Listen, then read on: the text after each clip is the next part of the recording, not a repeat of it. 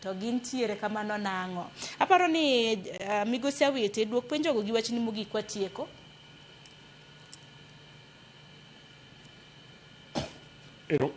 Erokamano. Rekod mara ma wantiego, an gi records duto mag ECD centers wa mantie.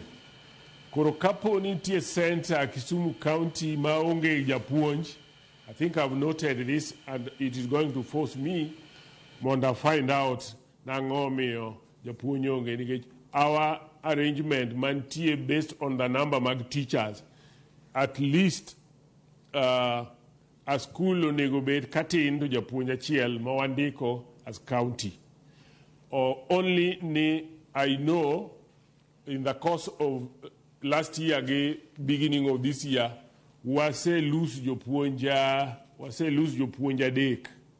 Ma wa plan to timo replacement, sama wadhi timo recruitment masani ni. So Ramoya gi center machielo ma oketnwa, I've noted them down.